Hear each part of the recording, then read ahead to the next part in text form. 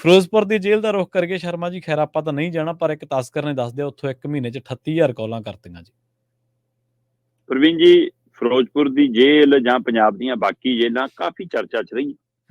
ਕਾਂਗਰਸ ਦੇ ਸਰਕਾਰ ਸਮੇਂ ਤੋਂ ਲੈ ਕੇ ਹੁਣ ਤੱਕ ਕਾਫੀ ਮਤਲਬ ਜੇਲ੍ਹ ਮੰਤਰੀ ਰਹੇ ਸੁਖਜਿੰਦਰ ਰੰਧਾਵਾ, ਉਹਨਾਂ ਦੇ ਉੱਤੇ ਵੀ ਕਾਫੀ ਤਰ੍ਹਾਂ ਦੇ ਸਵਾਲ ਵਿਰੋਧੀਆਂ ਨੇ ਖੜੇ ਕੀਤੇ। ਪਰ ਆ ਹੁਣ ਤੱਥ ਜਿਹੜੇ ਸਾਹਮਣੇ ਆ ਰਹੇ ਨੇ ਬਹੁਤ ਹੈਰਾਨੀਜਨਕ ਨੇ।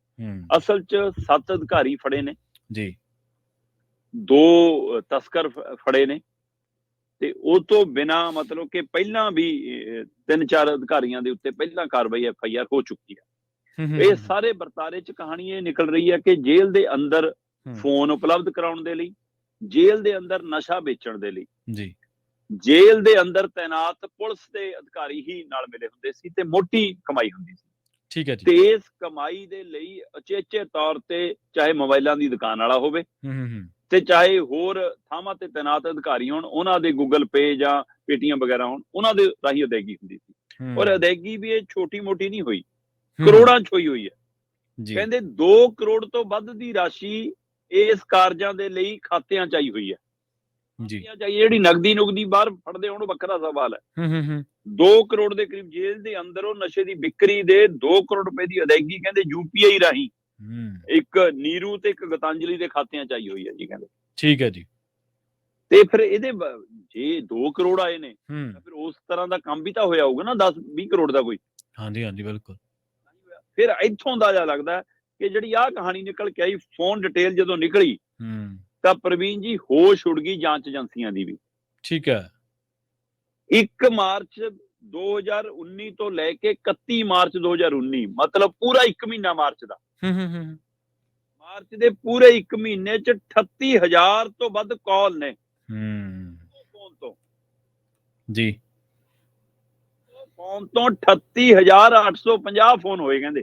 ਠੀਕ ਹੈ। ਮਤਲਬ ਇੱਕ ਤਸਕਰ ਦੇ ਹੁਣ ਇੱਕੋ ਬੰਦੇ ਨੇ ਵਰਤਿਆ ਕਿ ਉਹਦੇ ਕੋਲ 4-5 ਬੰਦਿਆਂ ਦੀ ਟੀਮ ਸੀ ਅੰਦਰ, ਹੁਣ ਇਹ ਨਹੀਂ ਪਤਾ, ਪਰ ਫੋਨ ਇੱਕ ਹੈ।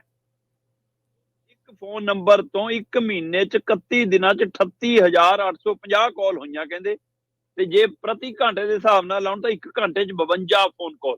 ਉਹ ਅੱਛਾ, 60 ਮਿੰਟਾਂ 'ਚ 52 ਲਗਭਗ। ਬਸ ਇਹ ਅੰਦਾਜ਼ਾ ਲਾ ਲਓ ਕਿ ਕੀ ਉਹੀ ਹੈ ਕਿ ਬੇਬੇ ਚਾੜਤੀ ਲਾ ਲਿਓ, ਕੰਮ ਤਾਂ ਨਹੀਂ ਚੱਲਦਾ ਸੀ ਕਿ ਮਾਲ ਉੱਥੇ ਪਹੁੰਚ ਗਿਆ ਲੈ ਲਿਓ, ਆ ਗਿਆ ਪੇਮੈਂਟ ਕਰ ਦਿਓ, ਕੀ ਹੁੰਦਾ ਸੀ ਇਹਨਾਂ 'ਚ ਜੀ। ਇਹੀ ਮਾਮਲਾ ਨੀਗਾ। ਇਹ ਦੇਖੋ ਕਿ 9 ਅਕਤੂਬਰ 2021 ਤੋਂ ਲੈ ਕੇ 20 ਫਰਵਰੀ ਤੱਕ 5000 ਫੋਨ ਕੀਤੇ ਗਏ ਕਹਿੰਦੇ। ਠੀਕ ਹੈ ਜੀ। ਮਤਲਬ ਏਦਾਂ 43,000 ਫੋਨ ਕਾਲ ਦਾ ਹੁਣ ਕਾਰਡ ਹੈ ਜਿਹੜਾ ਜਾਂਚ ਦੇ ਅਧਿਕਾਰ ਖੇਤਰ 'ਚ ਆਇਆ। ਤੇ ਇਹਦੇ ਲਈ ਕਹਿੰਦੇ ਪੂਰੀ ਜਾਂਚ ਕੀਤੀ ਜਾ ਰਹੀ ਹੈ ਕਿ ਕਿਵੇਂ ਹੋ ਸਕਦਾ 43,432 ਫੋਨ ਕਾਲ ਹੋਣ, ਜਿਨ੍ਹਾਂ ਚੋਂ 1 ਮਹੀਨੇ 'ਚ ਰਾਜਕੁਮਾਰ ਦੇ ਫੋਨ ਤੋਂ 38,850 ਫੋਨ ਹੋਏ ਹੋਣ।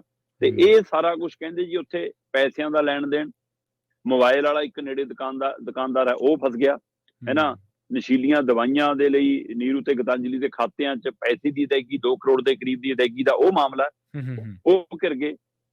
ਜੇਲ੍ਹ ਦੇ ਅੰਦਰ ਬਕਾਇਦਾ ਰੈਕਟ ਚੱਲਦਾ ਸੀ, ਕਹਿੰਦੇ ਬਾਜ਼ਾਰ ਲੱਗਦਾ ਸੀ। ਠੀਕ ਹੈ। ਅੱਛਾ। ਹੈਰੋਇਨ ਖਰੀਦਣੀ ਹੈ, ਫੀਮ ਖਰੀਦਣੀ ਹੈ, ਭੁੱਕੀ ਖਰੀਦਣੀ ਹੈ, ਗੋਲੀਆਂ ਦੇ ਪੱਤੇ ਖਰੀਦਣੇ ਨੇ, ਕੀ ਚਾਹੀਦਾ ਕਹਿੰਦੇ ਦੁਕਾਨਾਂ ਸੱਜਦੀਆਂ ਸੀ ਇੱਕ ਤਰ੍ਹਾਂ ਨਾਲ, ਜਿਵੇਂ ਫੜੀ ਬਾਜ਼ਾਰ ਲੱਗਦਾ ਸੀ। ਸੋ ਇਹ ਪੁਲਿਸ ਦੀ ਸ਼ਹਿ ਤੋਂ ਬਿਨਾਂ ਹੋ ਹੀ ਨਹੀਂ ਸਕਦਾ ਨਾ, ਪੁਲਿਸ ਦੀ ਮਿਲੀ ਭੁਗਤ ਤੋਂ ਬਿਨਾਂ ਜੇਲ੍ਹ 'ਚ ਹੋ ਹੀ ਨਹੀਂ ਸਕਦਾ। ਸੋ ਇਸ ਲਈ ਹੁਣ 7 ਅਧਿਕਾਰੀ,